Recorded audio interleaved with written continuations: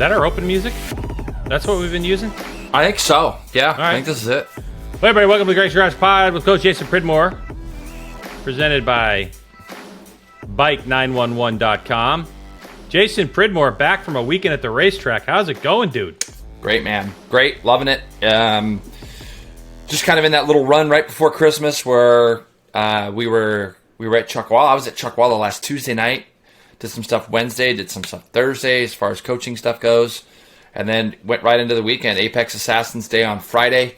Did that, and then Saturday, Sunday was, like, what is it, round 3 or round 4 at Chuckwalla now? I honestly I can't remember. I know we missed the first one, so it's got to be, I think it's round 4. Round 4 Chuckwalla series. Yeah, crazy. No, they didn't do November, so maybe that was round 3 this year. That's right, because don't they have 6 rounds? Yeah, September, total? October, and then December they did, and then they'll do January, February, March, April. I think maybe. Done. I think they might do April too. So big talk is get a little bit warm out there. Is Greg White coming out in March again? I think it was March last year, so we gotta figure this out. Oh yeah, we'll figure it out later. But hey, listen, if you need some legal advice, you need some legal help, contracts coming up, maybe you got in a motorcycle accident earlier, Bike911.com. Make sure you go check out Bike911.com. It's one of those websites. In this week's podcast, ARAI News, and we're going to be talking to 6-time world champ Jonny Rea. He's going to be joining us. So pumped that he's coming on the show. It's been a while since we chatted him up. If you want to support the program, you can go to patreon.com/GregsGarageTV. The link is in the description. You can, sign up. I don't care if it's $1, $5 a month, whatever. We post some exclusive content up there. I'm sure there's more coming. And you can subscribe to the YouTube channel if you haven't. Or we're trying to post this up video, something new for us. We're using a new program, so this will be up there. So make sure you subscribe and click the notification. You know what to do. What this is going to allow us to do, though, really, Greg, is not only just be able to interview guys, but be able to see the personalities behind some of the writers or the industry people that we choose, or that choose to come on the show with us. So I think this it's kind of cool for us to be able to do it this way. And how great is it that the first time we're doing it, maybe with some video, that we're getting Jonny on. It's going to be amazing. It's going to be great. Now, before we get to the news, let's talk a little bit about Chuckwalla. So who did you see that was out there? I heard Michael Gilbert was ripping, is what I heard. A lot of guys are ripping. I mean, Mikey won again. Debrino is it's great that he's made the effort to come all the way down here each month and ride. Dave Anthony, again, strong. Had some problems in some of the races leading up to it. So, I think that when the shootout kind of came along on Sunday, for Dave, I was happy to see him be able to do what he did. He ended up third, real close. But Debrino led most of the race. Mikey ended up getting by with about 3 or 4 to go, about 4 laps to go, I think it was. And then he just inched away. Debrino was second. Dave Anthony was third. And then Anthony Norton, who's kind of a local guy out here, did really amazing to finish 4th. Probably a guy that deserves a shout out. And then Sam Lockoff. I think watching him this weekend made me feel, because I don't really know what's going on right this second with M4. We know Escalante's been signed, and I believe it came out that Sam had been signed. That's correct, I think 2 weeks ago, maybe. Yep. Sam's the lead kid now. I mean, Greg, I know this will be relevant to you because you know the lap times around Chuckwalla, for those that don't. But Sam went 45.3 on a 600 around there on that GSXR 600. 45? 45.3, which is insanely fast around there. So, again, it's neat because it's given these guys a place to come and race. He ended up winning the 600 shootout over Chad Lewin, who rode really well this weekend as well on an R6. And then Owen Williams ended up winning the lightweight shootout. So we're getting a lot of these guys. John Knowles was there. We're getting people that are in Moto America. They're kind of finding a winter haven out here at Chuckwalla to come and test their skills. And I asked Sam, I said, "You going to come and do the rest of them?" He's like, "I'm doing them. I'm coming back." So I think you'll probably even find more people in January, February when more teams start to sort out who's going where and all that. Yeah, well, we've already got like Thermiotis and Zaragoza. Those guys have been racing Moto America, but they're kind of locals anyways. They've been coming here and riding, and so that's good. I know Nolan Lampkin's planning on coming out, I think, for the January round. He's just kind of getting better from injury. But I think you're right. I think after the Christmas break and New Year's break, that we'll start to see some of our teams maybe head this way, or at least riders wanting to shake down new stuff. I'm really interested to see how many people come and shake down the new super sport regulation type bikes that are being built right now for Daytona, for our Moto America season. So, Chuckwalla right now is the place to be, only because it's the weather. Greg, the weather was insane. It was cool in the morning. It did get into the 40s in the morning, but I mean, it was just typical Chuckwalla after that. There was no wind. Got into the 60s. It was perfect. Yeah, that's awesome. Was Femwalla last week? I can't remember. This week coming up. So I'm here. Oh, okay. I drove home last night, and I got Andrew Lee with me, and then we're basically going to actually Nolan's coming in Wednesday. We're going to pick him up, and then Thursday we're going to rip back out to Chuckwalla, and then we got Femwalla on Friday, and then Saturday, Sunday, Monday, Tuesday I'll be out there with all my staff just doing our thing. When's your stuff coming out about it's actually, I literally got it done right before I left to go to Chuckwalla, but it's so hard to get things out then. But it'll probably my schedule will be out this week, and I mean, it's amazing how it's pretty much first couple months are full already, pretty much. So it's great. But it's a great home to be out there, and we're just all waiting for G-Dub's appearance. It's all talked about. We'll have to see how that goes. Not really sure. Got a lot of archery coming down the pipe, shooting again. But anyway, later on in the show, we're going to tell you about what we decided to do for Supercross Fantasy. And there's already a link in the description if you want to check that out. Yep. But let's now get to the news presented by ARAI. See again. New process. I kind of missed the open of that, but that's okay. That's okay. See, you did fine. Jack can turn the volume up. Yeah. I can turn the volume down. You have the control, G-Dub.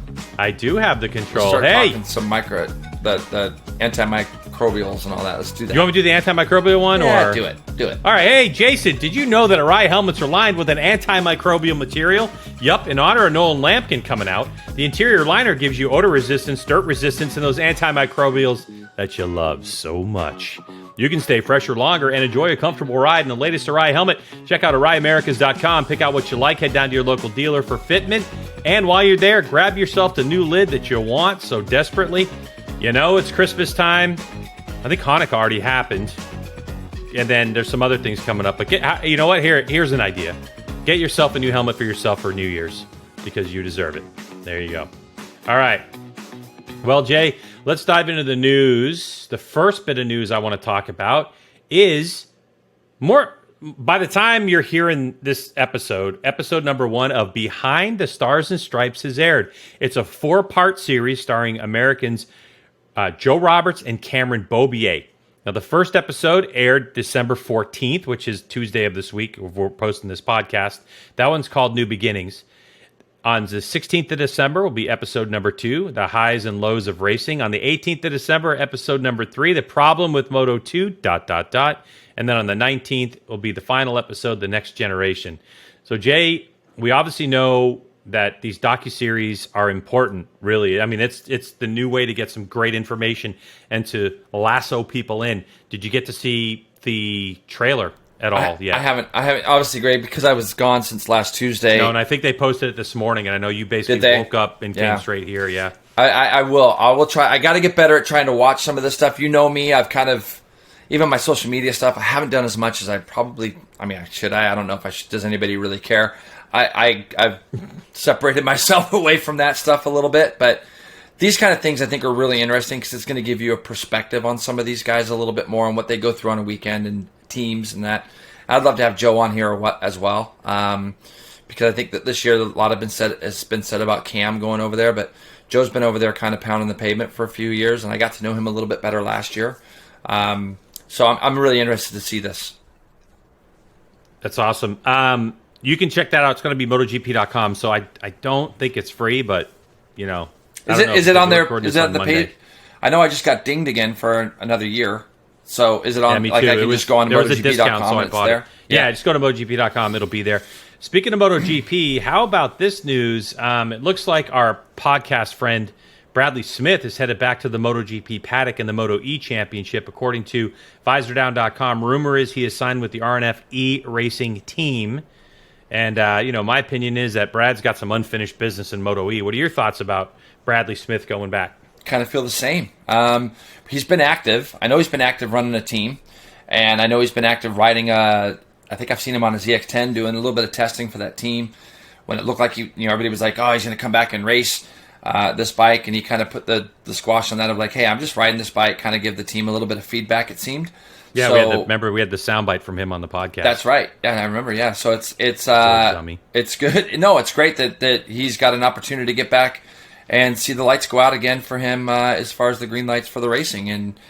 And he was very instrumental, I believe, in the beginning, early development of Moto E and riding those bikes. And I'm happy to see him have another go at it. How about World Superbike news as we await the arrival of Johnny Rea? Talk to him in a moment. Scott Redding has already completed his first test on the BMW M1000RR in Estoril about a week ago or so. I don't think we know any numbers off that, but it also looks like this week that HRC, the new HRC boys of Iker Lecuona and Xavi Vierge are going to throw a leg over the CBR 1000 RRR at Jerez with Kawasaki, I think. Yep. We'll get more of that from Johnny Rea. What do you think about these guys getting a leg over the bike before we get into that, holiday time to give them some thoughts? What do you think? I love the fact that, I've really developed a likeness for Scott Redding. I mean, I think that the way he approaches things and how he even approaches his fans and through social media on Instagram, he lets them kind of delve in. He did a really cool video of when he kind of saw the bike for the first time, walked up on it, sat on it, did those kind of things. So, again, me being kind of gone for the last week, I haven't done a lot of reading up on how that test went for him or if he really even came out and said anything real about the test. I don't know. But man, I don't know why, Greg, but I am really, really excited to see Lecuona on the Honda. And I just want to see how that relationship starts. Mm-hmm. And, Xavi Vierge, I'm intrigued by that. I'm interested in it, but I want to see, they've got a young guy on this Honda and Iker Lecuona who's coming from MotoGP. I'm very interested to see how this first test goes. And I don't know how closed off it'll be or how much we're really going to find out. But again, we'll know more, I'm sure, soon. All right, so that's news presented by ARAI. Now we'd like to welcome in a guy who's an absolute legend across the board in all racing disciplines, 6-time world champion, Jonathan Rea. Hey, Jonathan, thanks so much for joining us here on the Greg's Garage Pod with co-host Jason Pridmore. Good to have you. Absolute pleasure, guys. Thank you. Well, Jason, I know you have a lot of questions for Jonathan. Jonathan, Jason's going to kind of take this away, start chit-chatting, but towards the end of this, I have a couple questions from some listeners, so that we'll ask you if you're keen. Yeah, cool. No problem. Yeah, the questions I got are probably ones that I got to know you a little bit this year, going to Jerez and playing a little bit of golf. That 300-yard drive down the middle on number one is still deep into my brain that you hit there on the first hole, Jonathan. So that was a good time. I think when we went into the finale, there were so many things that could happen. I watched an interview with you similar to the one that we're doing, and you were asked specifically about the pressures of the championship, and you said you didn't feel any pressure. And it really looked like that going into the last round, that it was just go there as business as usual and try to get done what you get done, and you did the double, and you fell out a little short.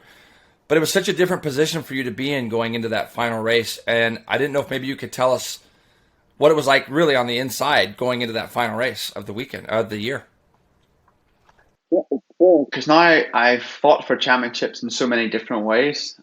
Even fighting down to the last round, even though I didn't come out on top, the mentality and the learnings I had going into it was pretty good, because I understand myself a little bit better. It's so funny, the mindset when you have the advantage. And like, for example, Estoril last year, I'm not sure, I had to wobble around and finish maybe 12th to beat Redding in the first race. But we had maybe 3 weeks to wait until that race. And honestly, the doubts that would go in your head, I crashed in Superpole that weekend. I thought, oh, everything's against me. So it's so easier coming from behind, especially after the season we had. You know, you probably seen me at the worst possible point in Portimao, where, you know, after that Super Pole race, I pretty much accepted that we'd throw everything away in the championship, and anything would be better than where we were. And I went out and won that race too. Went to Argentina thinking, hey, this is a good circuit for us. Maybe we could get closer in the mix, and it didn't pan out that way. So going into Indonesia, I think we had like 5 weeks to think about it, and my mindset was, I've got to win 3 races, and Toprak's going to finish fourth in 3 races, and that'll get it done. And you know, the weather was a huge curveball, so I was like rubbing my hands every time it rained, thinking, this is my chance. You know, it's going to throw a spanner in the works. And hey ho, we got a race cancelled and we got 2. So you know, I ran it close after such a deficit. We were 13 points, I think, back in the end, or something like that. So just strange. I learned a lot about my mentality and how to approach things. And I think sometimes when my back's against the wall and I have to come out fighting, or the chips are down, you've got nothing to lose, I operate at the best. But when you're in that sort of managing almost there, kind of got to get it done, that's where I sort of mess up. You know, my first World Championship in 15, I was going to win 4 rounds from the end, maybe 3 rounds from the end at Jerez. And I had the most horrible weekend. I finished 4th. It was the first time I was off the podium all year to win a World Championship. So yeah, it was just like, yeah, I knew all what I'd gone through in the past. I knew the pressure would be on Toprak. So yeah, go and do what I could do. And it turned out the trip was amazing. The track was cool. Aside from hotel quarantine, when we got there, we got a terrible hotel. Once we got through them 2 days and we actually got to Mandalika, the country, the little island, it was pretty amazing. We had a nice hotel there. Food was good. Track was good. People seemed so excited that Superbike were coming there. So, yeah, nice experience in the end. I talked a little bit about, I felt like we got a little cheated that we had to miss the Saturday race, because I felt that if you go out there and you win that Saturday race, sleeping, you know, in Toprak, going to bed that night would definitely have a lot more to think about, especially in the wet weather. Even though he improved, I feel like he stepped up his game a lot this year in the wet, as I'm sure you'd agree. But I felt like we were a little bit cheated, because the psychology changes a lot when you go to bed at night knowing your rival just won a race. The weather could be the same the next day and you got 2 rounds. Did you feel the same way a little bit, like a little bit cheated that we didn't get to see that Saturday race? Yeah, even though I was, you know, brave face and all that and said all the right things, I would be lying if I didn't say I sort of shed a tear. You know, on Saturday evening, I was waiting and waiting in my leathers, and yeah, I really think they could have ran that race if they just waited a little bit. There was a window after they called it quits. There was a window between. It was actually better on Saturday than it was on Sunday. On Sunday it didn't stop raining, but on Saturday it was, you know, from 5 o'clock to 5:40, the space, or like, yeah, 10 to 5 to 5:30 was a good space where we could have got either a shortened race or even a full race under our belt in manageable conditions. But I mean, when they called it, it was the right thing to do, because it was, man, the track was flooded. But they done such a good job on Sunday to get a race. I mean, I was worried for the fans more or less, because I mean, Toprak won the championship in the first race, and it would have been so easy for the organisers to sort of wipe their hands and say, "Hey, listen, we're out of here." In fact, I'm sure a lot of the bigwigs had their flight that night, but we waited and waited and waited, and the fans waited. They were singing, and yeah, it was super cool atmosphere. I think the last atmosphere I was like that was when one of the Thai supersport riders was at the front of a race at Buriram. It was like being at a football stadium, and it was a really, really nice atmosphere. So yeah, happy for the fans to get that second race, and happy for me as well, because we went out and did a really nice fight with Reading in the end, and came out on top. So for me, you know, and I think for a lot of the fans, seeing you get pushed this year, there's something about watching you ride a bike over its limit that's really cool to watch. And there was two big surprises for me, and I was part of one of them at Portimao. But the second crash at most, after you picked the bike up and got going again, was an odd one to me. And you said that you were just riding around like normal. That I think at that point you'd got yourself up to 7th, and there was a big gap to 6th, and you looked settled. That one there, and then obviously the Portimao weekend, knowing going into there how good you are and being around you and the team a little bit like I was, those were the real weekends that I thought would be really hard to come back from. The close-knit of your team and how they never gave up and how they just stay behind you. I don't think I've ever seen anything like that throughout all the career that I've had racing. Those guys had your back so hard even after the rough Portimao weekend. Yeah. I've no answers for that Moss second crash, because literally I was bimbling around, and there was somebody else in the gravel, because I was sat in the gravel track with somebody. I forget who it was. Could have been Folger and he said, "Hey, did you crash in my oil? Because my bike blew up." And I was like, "Don't know. Maybe you're just teeing me up here for a good excuse." But I'm going to run with that one. Yeah. It was a weird one though. It looked like you hit a bump though, But yeah. Yeah, but I mean, Portimao was, hands up, my fault. We've been having a few issues this year, and I've got to give it up so much to Alex. He's the perfect teammate. I've had teammates in the past that refused to work together. If you asked them what they had for breakfast, they would swing you a curveball. Where Alex is like pretty much up front. He's I think quite honest. He could be giving me curveballs left, right, and center, but it seems like such a good dude. And we talk openly about the bike. And Portimao, we had a pretty good conversation Friday after lunch, and I asked to go back to retest something that we'd gone a different direction with during the year. And my bike in FP2, I was sat on it thinking, I'm going to win this championship. Felt like home again. It felt like I could push to the limits. And yeah, Saturday race proved that. All weekend I had the pace. The guys knew the only way to stop me from winning was to be aggressive. Kind of like Rossi, Casey, Laguna Seca. That disrupt the rhythm, and it worked. Yeah, I got ruffled. Realized the only way with a speed deficit down that home straight was to do such a good last sector. Redding, I think, made a mistake in, I think it's 12 or 13. So I came and I ran so good into the penultimate corner. I was going into that rise and I was asking too much. I put my head down and I committed to go and try and check out and give myself some room in that first sector in front, and it didn't work out. Also, that race was pretty windy from what I remember.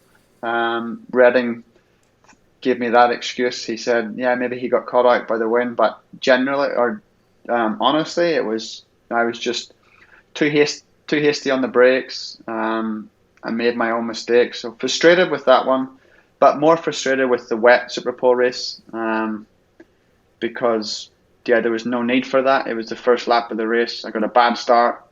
I got to the front within a few corners, and I could have just tiptoed around at least the first lap to understand conditions, but I seen it as my time to go, and it clearly wasn't. So yeah, a few learnings. Yeah, well, you bring up the fact too about Alex, and that it was literally right here. One of my questions is, with Yamaha basically fielding a 4-rider team, essentially, it looked like the goal this year was for all those riders with Yamaha to work together to take down one guy. And then, of course, you've got Redding there, as well as VDM at some of the rounds. But I've never seen you really get a chance to work with a teammate like you had with Alex this year, and you could definitely see it towards the end. And knowing Alex the way I do, I know he was really bummed that he was injured and he was hurt, because he felt like he wanted to be there as well to try to show you some support.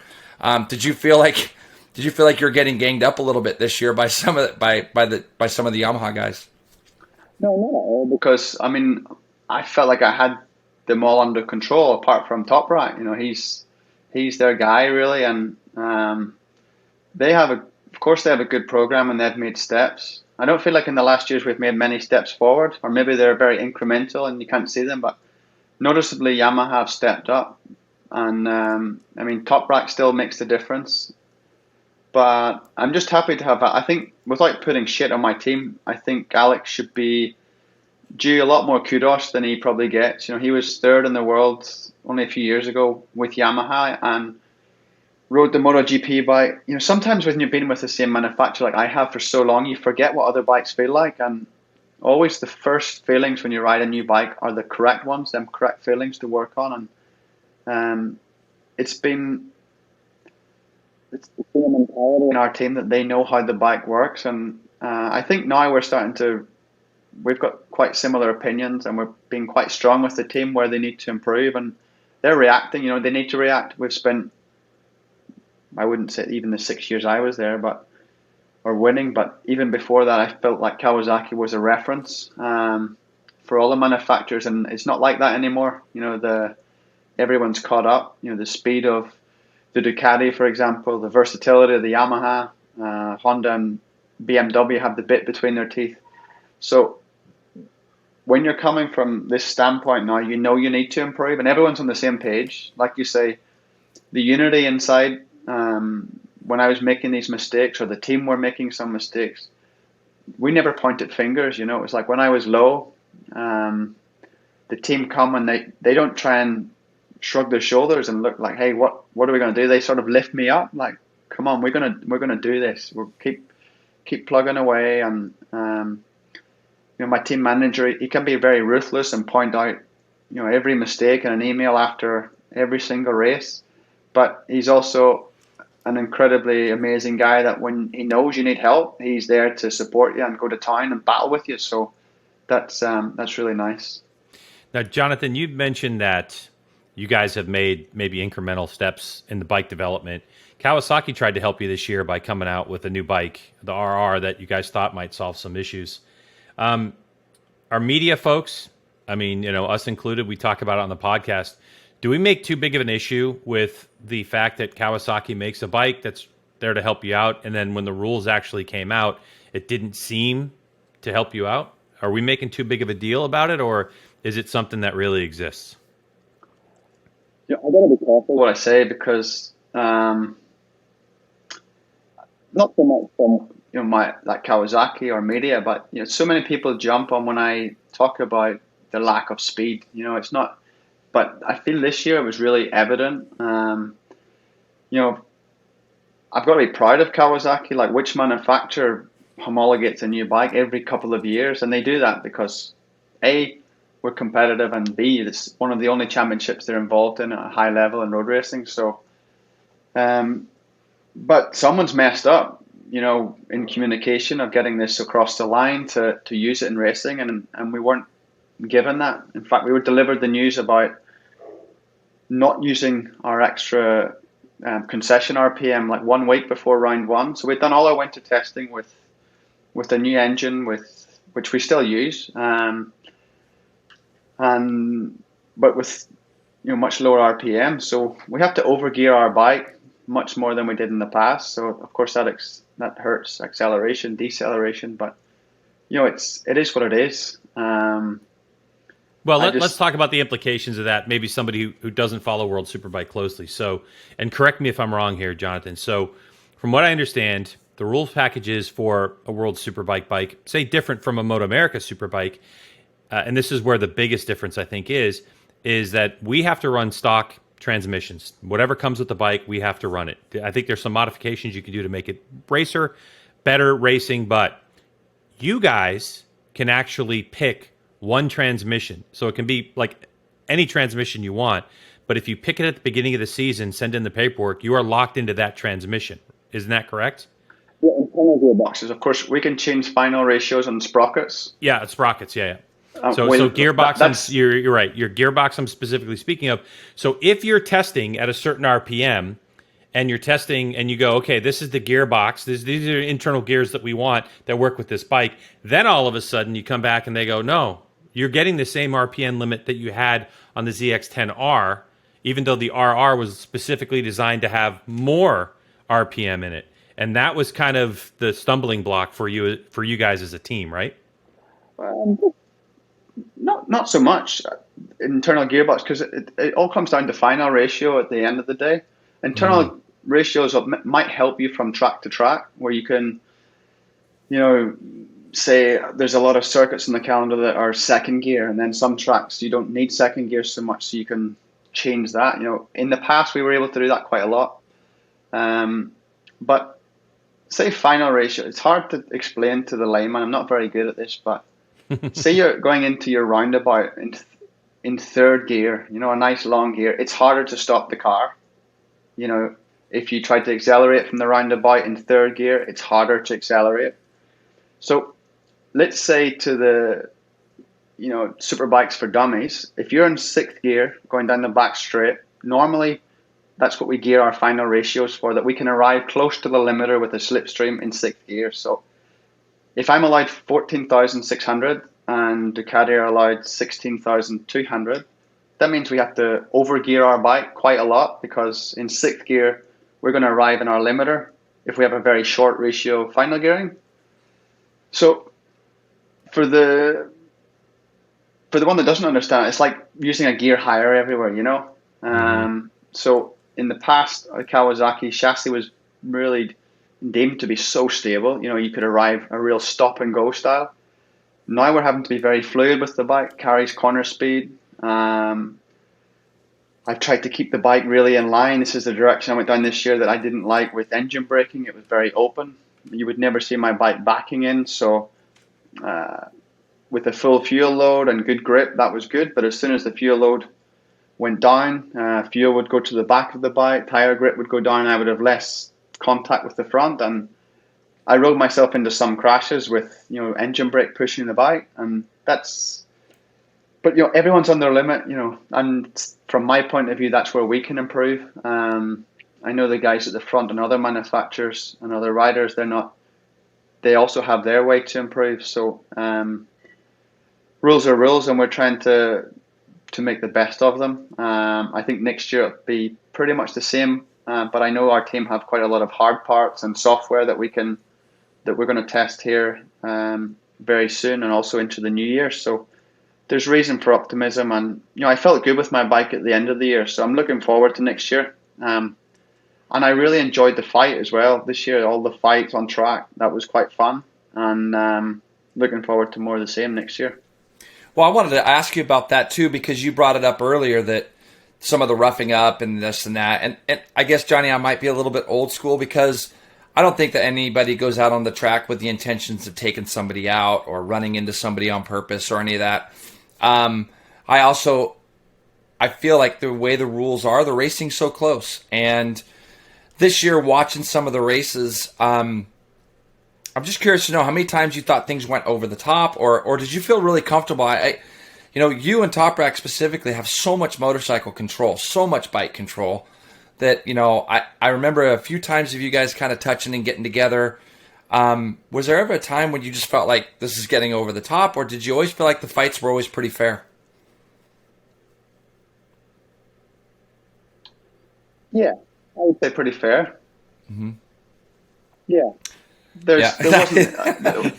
Yeah. I mean, there wasn't a time this year where I was like really moaning about or felt, hard done by a pass or anything like that. I think in the beginning of race one in Portugal, Top Rat was pretty over the limit, and there was contact. And if I hadn't have moved, if he hadn't have hit me, he used me as a berm a couple of times, once in 5, once in 13. Yep. But that's fine. I came close to him. There was a really close encounter with him at Navarra. No word of a lie. He came turn 1 in Navarra's 6th gear, and you tip in there. The bike goes in the limiter, and he fucking passed me at the apex. I was fuming, but he passed me so close, and he actually came across me and then tipped in. But he went in that fast, he ran a bit wide, so I stuffed him in the next corner thinking, I'm not having this, that's 6th gear flat out. And that was completely fine. After the race, I was like, hey, listen, I was committed to that, to repass you back, so I'm sure he had the lift. And he was like, "Hey, no worries, I like that." So I thought, all right, that's cool. There's margin here, and he he gave it to me back in Portugal, for example. In Manicure, we were pretty close, quite a few areas. So yeah, he's for the most part like he's right on the line. But yeah, I know there's a few other guys don't really like that way of riding. But it's such a line because you're an example to these kids in 300 class, and you can't just arrive at apexes and expect the other guy to know you're there and give you room as well. So it's a real tight one, and but nothing too on the limit for me this year. I think it's an experience. Sorry, Greg. It's an experience thing too, I think, Jonathan. Like you get a sense or a feel when there's somebody around you, or you might be a foot off the apex and you kind of almost expect somebody to be underneath you. Yeah, but and I watched him come from downtown in Argentina, and you think that pass was never on, but he manages to stop. Anybody else couldn't stop. So it's one of them.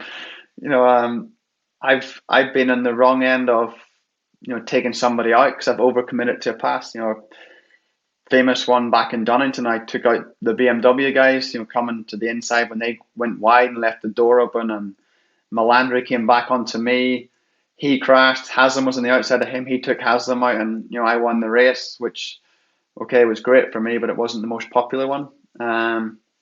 So I know there's a happy medium, and Toprak's strength right now is he hasn't crossed that line where he's took another rider out or put another rider onto the gravel. So until that happens, it'll be fine. I think if and when that happens, there might be a few more stronger words, but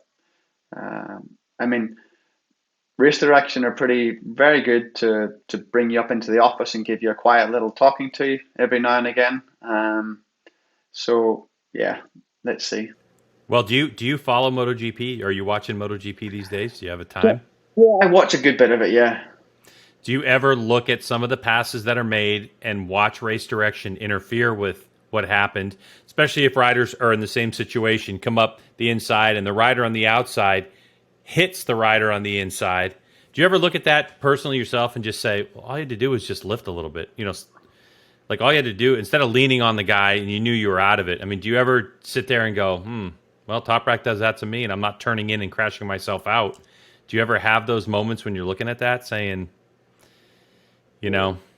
riders ride hard, got to deal with it? Yeah, I do. There's the old phrase Robbins racing. I'm not that into that, okay, but it's got a point. Yeah. It's got to be close, it's got to be fun and exciting. But I think in the GP side, also because they're more scrutinized in the media, if somebody rubs someone, you always hear the complaints, and sometimes you sort of have to snigger thinking, he didn't touch you, mate, he took you wide. That's right. And okay, you might have lost a couple of tenths, but get over it. Give it to him back. But it's funny we talk now because we talked straight after the F1 of the weekend, and I think race direction, fiddle in races, is tough. Especially during the race, drop of positions. It's not that cool. And in GP, sometimes you have to wait hours and hours and hours for a result because something's happened. I've been in that position this year myself in Manicure, with Toprak and Yamaha and Kawasaki and that fiasco. But it's that side of racing's not cool. It should be on the track. Rules should be rules, and they shouldn't be left open to interpretation. It's great that you bring that up because there was a side of you, even the day that we got to play a little bit of golf there in Jerez, that the Magny-Cours thing was still kind of there, and you brought it up to me, and it was, people don't get to see the human side of you guys a lot, and I did, and you were talking to me about how much just the negativity of some of that stuff affected you, and how, at the end of the day, we're all human beings. We don't like to see things said about us, and what's your support group like? When that kind of stuff happens, what are you looking at to make yourself feel a little bit better? Because, people are going to hate you just because you're winning. They're going to hate you for no other reason that you're dominating and you're ruining their championship for them because they want somebody else to win. So there's always going to be haters. But after that one, it was really interesting getting your perspective on that. For me, anyways, getting that perspective of just seeing the human side of you, of like, man, it just kind of sucks. Yeah, I've been so fortunate. I feel because I've gone through. You're always going to get in the past, a Chaz Davis fan that doesn't like something you've said, or Tom Sykes, whatever it would be. But there was 99% love, 10% hate, or even more. It was. I got fans were nice to me, and this happened. And honestly, I wish at the time I just have stood up and been like, hey, listen, I'm standing by this.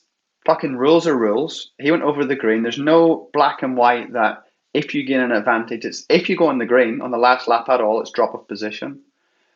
And of course, it's a world championship. I can understand if this is a County Antrim barley stubble championship, and all the old boys are out riding around in their retro bikes and, hey, you cut the course. Okay, yeah, no worries, mate. But it's a world championship. Sometimes I think people on the sidelines don't understand what's at stake. So, of course, I didn't know my team had gone to race control. I simply reported what I enjoyed that race. Let's get that right. Really enjoyed that race. I was happy with the result. But on the last lap, I felt like Toprak went on the green. It was clear to see. He compromised my run to the next corner, and I had to stop him in the next corner, come from a long way back.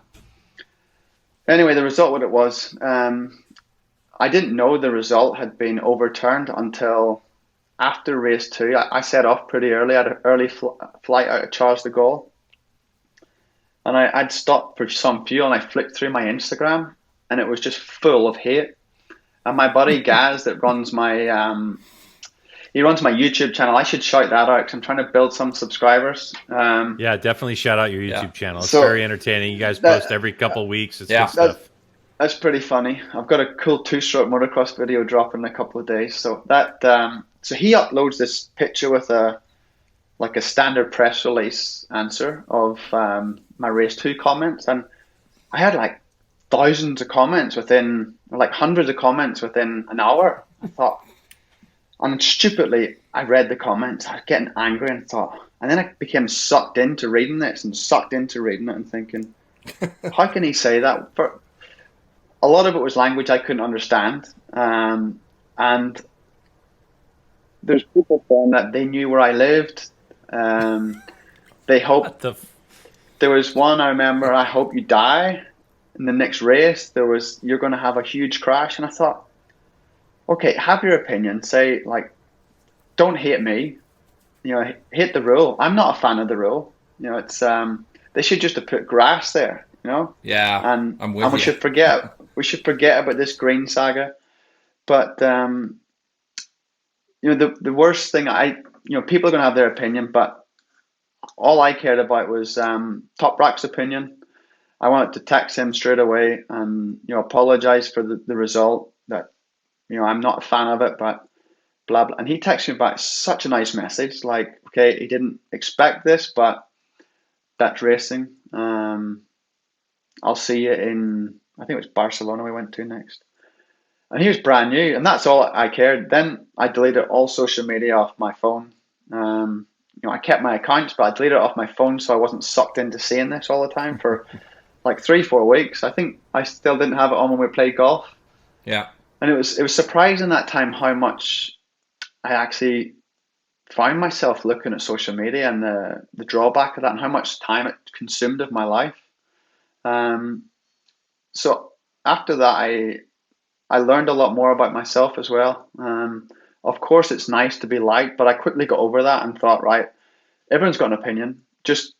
In fact, instead of trying to please everybody and have a nice politically correct answer to all this, just stand up for your actions, and people are going to not like that or like it, but be yourself. And, it's at the end of the day, we got to stand up. We're fighting for a world championship. Them points were very important. And, I read Paul Denning. said something like he wouldn't have done that. Well, frankly, if he wouldn't have done that, he probably shouldn't be in that team manager role that he's in, because them 6 points or whatever it got me in that race could have won or lost the championship in the end of the day. So, not a fan of the rule, but my team, I got to say, my team stood up for what they believed in, and they went and fought for the cause.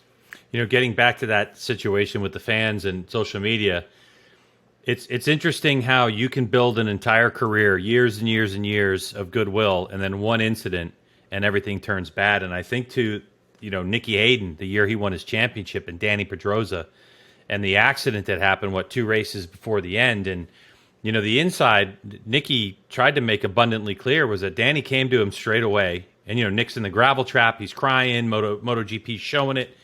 And then Danny helped him win that championship, the week after, apologized. And Nicky said for years, Danny and I are good. But the fans, I mean, to this day, if Danny Pedrosa shows up, at a race in the U.S., you'll hear boos like crazy.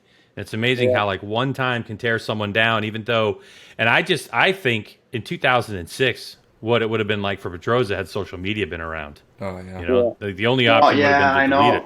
I know, man, you can't, generally, I tried to go through a couple of comments on that French trip back to the airport, and I blocked a few people because I was like, why do I need to see this negative shit? I'm about positivity. So if you're going to write something that annoys me, I'll block you, okay? But I couldn't block them fast enough. They were coming so fast.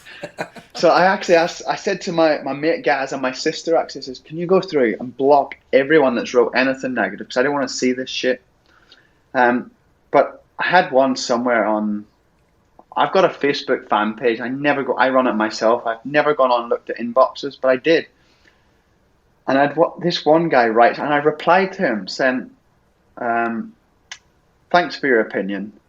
But kindly, I really disagree. And I disagree because I was in the bath when I wrote it. It was weird. He caught me so relaxed. You want to see the sucking up he did to me after I replied? Oh. It was never nuts. Fails. And so I went from Magnicur being I probably couldn't. I mean, we might be hot off the press, but the hot rumors we could be going to Istanbul Park next year. And if we've been going to Istanbul Park after Magnicur, it would be a disaster. But I went from that to posting a picture get this, I posted a picture on my Instagram after me giving Top Rack a big, heartful hug after he won the championship. I really meant it. And I said to him, mate, you really deserve, in his ear, I said, you deserve this, enjoy every minute of it. What a year. And somebody got a nice picture of it. I thought, I'll post that. And that's my sort of well done Top Rack post. And, sincerely. Everyone's like, what a sportsman, what a gentleman. It's like, did you forget what happened 2 months ago? Oh, yeah. Of course they did. Yeah, of course.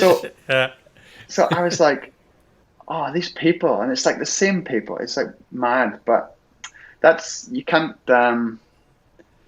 please everyone. But what I learned from that is, be yourself and don't read the comments.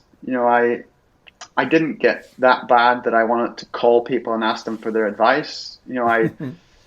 My wife said, you spend too much time on social media anyway, just delete it for a bit and give more attention to the kids or just do normal stuff. And I enjoyed that for a bit, but yeah, it can be a cruel place. I can only, I'm not big deal.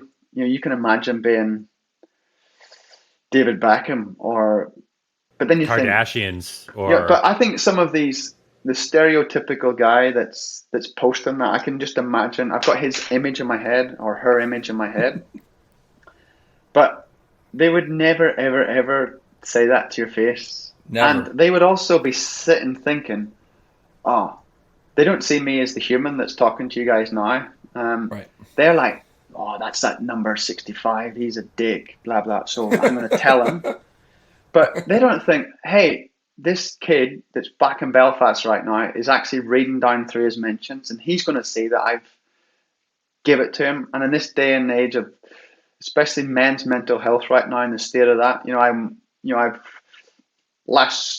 this year, I won my 100th Superbike win, and I wanted to donate. We made these 100 Superbike win celebration T-shirts, and we sold them, and all the profits of that, I wanted to go to a charity in Northern Ireland called Aware that deals with men's mental health.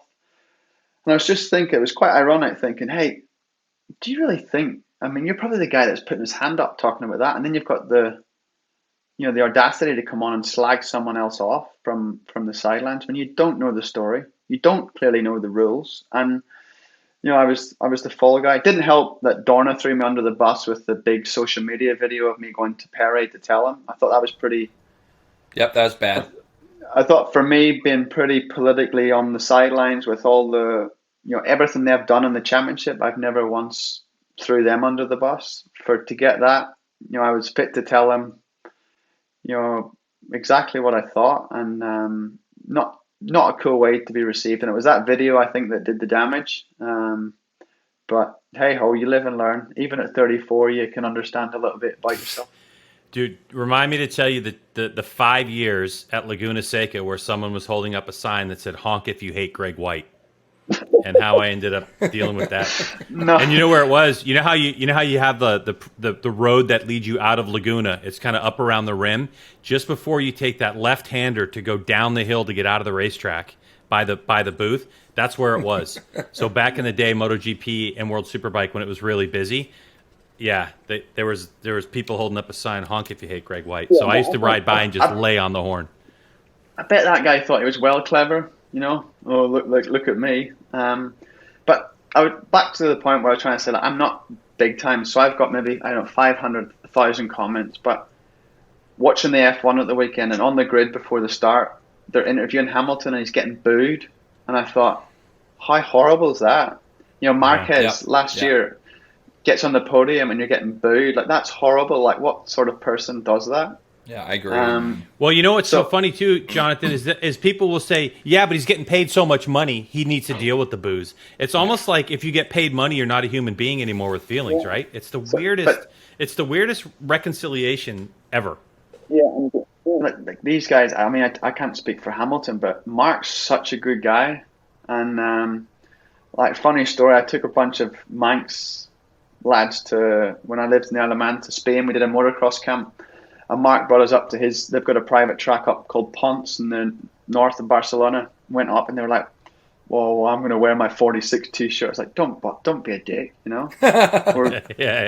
Blah, blah, blah. Anyway, I was out doing my last moto and Mark was leaving early and he came over and got down on the ground, sat on the ground with all my mates and asked them, did you enjoy the track and stuff? They all went out that gate like, Marquez is the best rider in the world. I'm going to buy a 93 t-shirt. And it was just them little things, that brought the human side. They didn't see him as the guy that, was poking the fire and sapang, or they seen him just a normal bloke that was, had a great day riding with them. So, yeah, it's a funny old world that, from the outside, sometimes you just see the guy with the helmet on that's does crazy things on track, but you forget that there's an actual human under there. So going in next year, John, six-time world champ. You mentioned earlier, 34 years old. I said last week on the podcast that you're not the guy that's going to ever just be the guy riding around. I don't ever see that. I see you always being the guy that's, once you have made up your brain that you don't want to run at the front, can't run at the front, whatever the thing is, your motivation going into 2022, I feel like, you're going to come back out and do what you always do. Where are you finding the motivation these days to just get back on this thing and go after it again? Don't know. I mean, it hasn't come just yet. Normally in the off season, it'll be suffering on the turbo trainer or something. I think it's now the motivation's really clear because I've been beaten. It's about trying to get back the number one, trying to get back to the top. In the past, it was a little bit harder. Sometimes it would be, I played a lot on the rivalry with Chaz Davis. We're in a really good place now, but I played on that intense rivalry, the bad blood off the track, on the track, and that got me through some tough winners. This year it's just trying to win again. I'm actually in great shape for the set. I stood in the scales this morning thinking I'm going to be so overweight, and I'm like bang on my racing weight. I was like, I haven't enjoyed myself enough yet. So normally I start training like right in December, but the season finished so late and it's starting so late as well. We get a little bit more long time off, so Yeah, looking forward to getting stuck back into hard training again.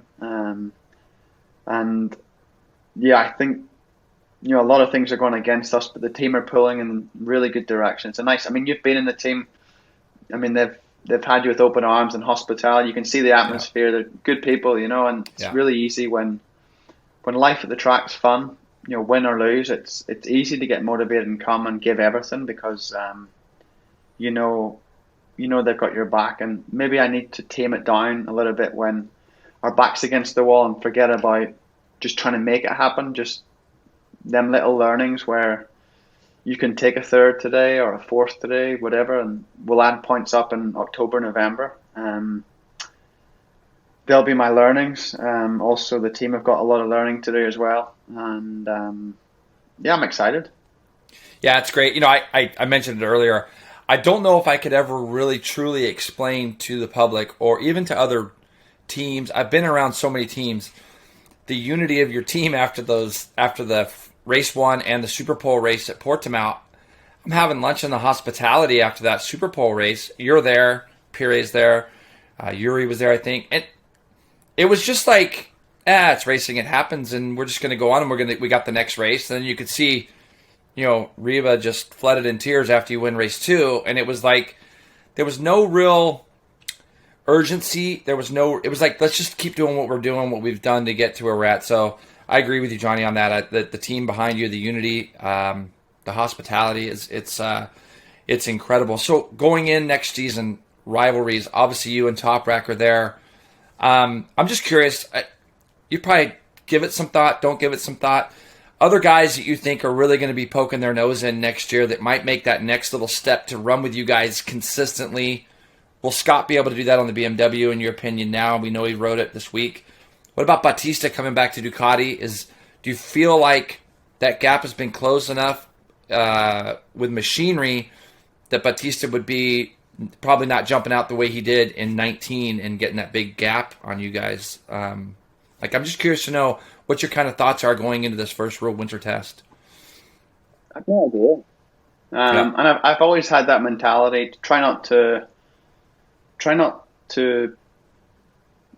guess who's going to be there before 3 or 4 races. I give too much kudos to Bautista at the beginning of 19. I think I accepted I was beat before we even started making inroads in the championship, and I mean we turned it around in big fashion. The biggest then ever with Toprak probably this year. I heap too much from my point of view. Personally, I probably give him too much credit. And to the point where not at times when he would do something special on the bike or he would do a good session and think, oh, this is going to be a tough one. Instead of thinking, hey, listen, you've got this. Get stuck in and you'll win on Sunday or Saturday. So let's see. I think clear Toprak starts out as the guy. Without a doubt, because he's staying in the same team. He's not going to get slower. He's probably going to get faster. So the question marks are Scott to BMW. He's a fast guy. BMW are developing at a good rate of knots. So that's the question mark. Alvaro going back to Ducati. Well, he's done it before. So why can't he do it again? So yeah, you just never know. One thing's sure. I think Toprak's definitely the guy. And out of all the rivals I've raced with, he makes the least mistakes. He's the most consistent. So I think come tallying up the points come October, he'll be there more than the rest. Let's take you out of your series and let's put you in a race fan perspective. Are you coming to race the Daytona 200? Yeah, Chuck's asked that before. Chuck Axon, he's my manager. So, but no, man, I'm so busy right now. I don't know why. To get the link to join your podcast, man, I've opened my WhatsApp on my computer and it's just pinging my kids' football, my kids' soccer WhatsApp group. Yeah, like they're training tonight, so that takes up quite a lot of my time. And I really enjoy that side of things. I enjoy Superbike and the 13-round championship and being around a lot for my kids as well, or as much as I can be. because when you tally up the days you're away from home or away from family, it's, I think I didn't count this year, but it's more than 100 days of the year. It's quite a lot. So I tried to enjoy being at home as much as possible and being normal. He's doing quite good at football, so it's quite cool to see. I had them little 50cc motocross bikes, and they like them, but they don't bust my ass to go ride all the time. So it tends to be I'll probably be in stadiums, but it won't be Supercross stadiums. It'll be football stadiums.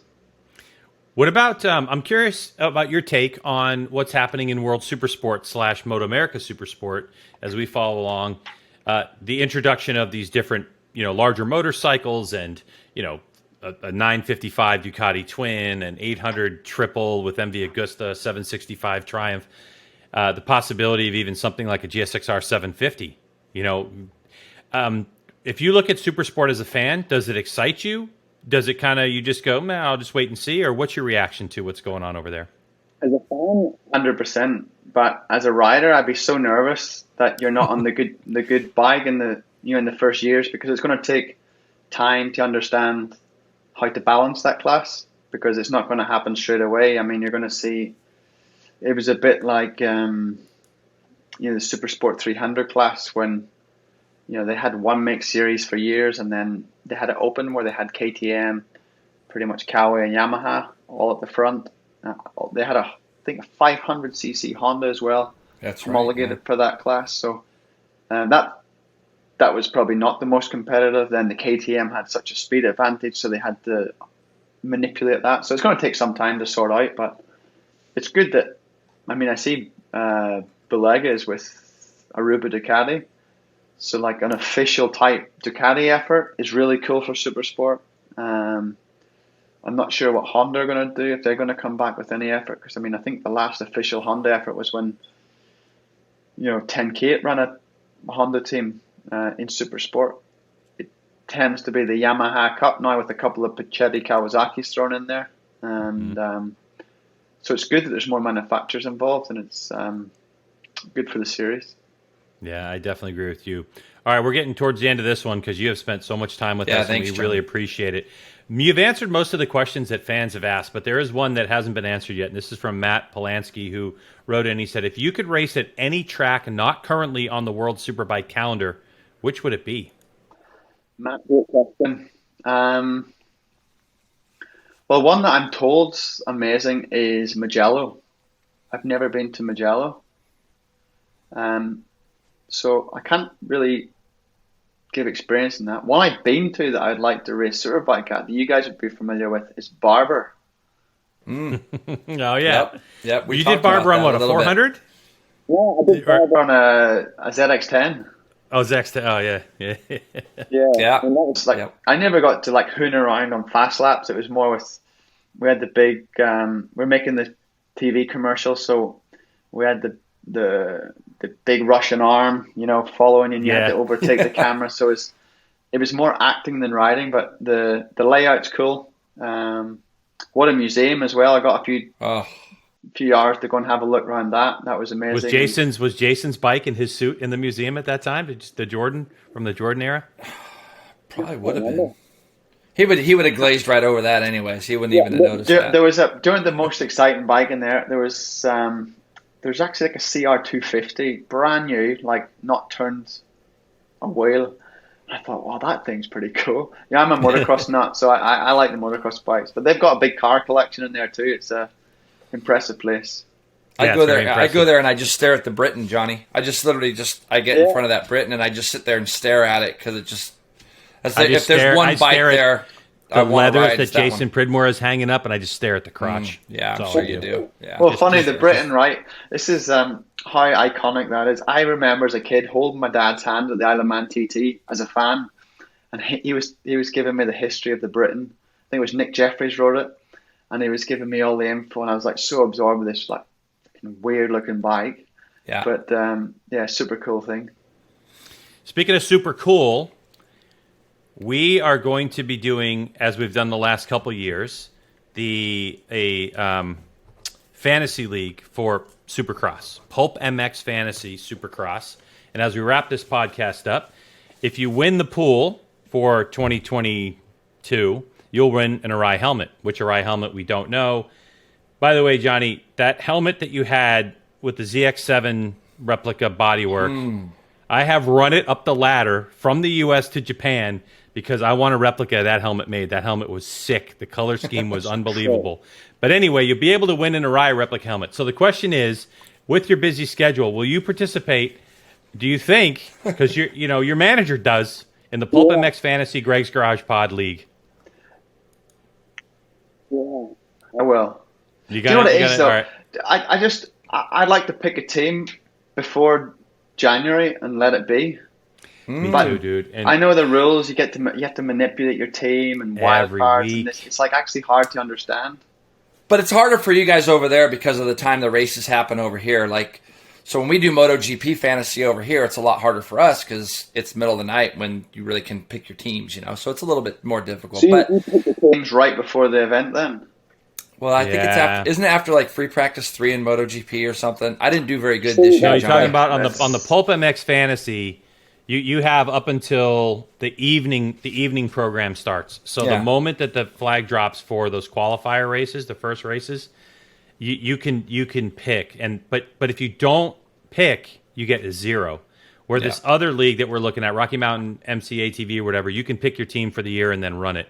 So maybe we'll do a side pool on that one, and we'll get you and me and we'll get Chuck on that one. Skip, Uncle Skip, and it's a cool series. I do watch the Supercross. I've subscribed to the the live TV, and it's a bit of chopping and changing. Eli going to Yamaha, Anderson and Cowie. Personally, thought they'd have brought Faulkner up to the 450. Yep. Well, like some of the inside stuff that we're getting out here is that Eli and Anderson right now. Apparently, Anderson's just pretty strong on the Cowie right this second at all the test tracks here, and that Tomac is unreal on the Yamaha. Apparently, he was quite a bit quicker than everybody from the first day on that thing there. So it'll be interesting to see how that turns out for sure. Sometimes a shot in the arm, right, Johnny? You've been through it, in terms of changing manufacturers, and you kind of referred to, the amount of time you've been with Kawasaki.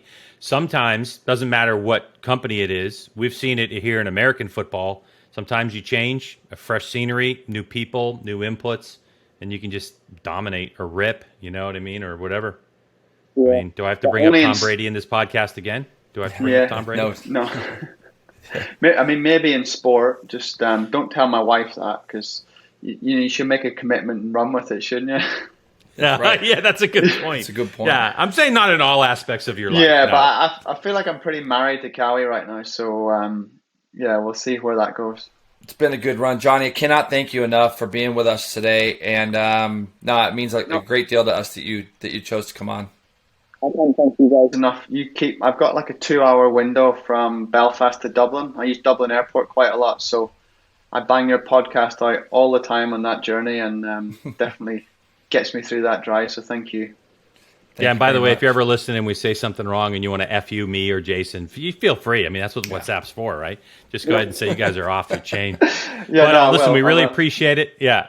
Thanks, everyone, for checking out the Greg's Garage Pod with Coach Jason Pridmore. We got more coming at you before the year is up. We'll probably, Jason, take a break between Christmas and New Year's. I haven't talked to you about it yet, but I'm kind of guessing that we'll do that, and we'll be back. So if you go to the description, there is a link to the Pulp MX Fantasy Supercross League. Make sure you sign up. If you've been signed up in the past, you'll automatically be signed up, but make sure you look forward to that.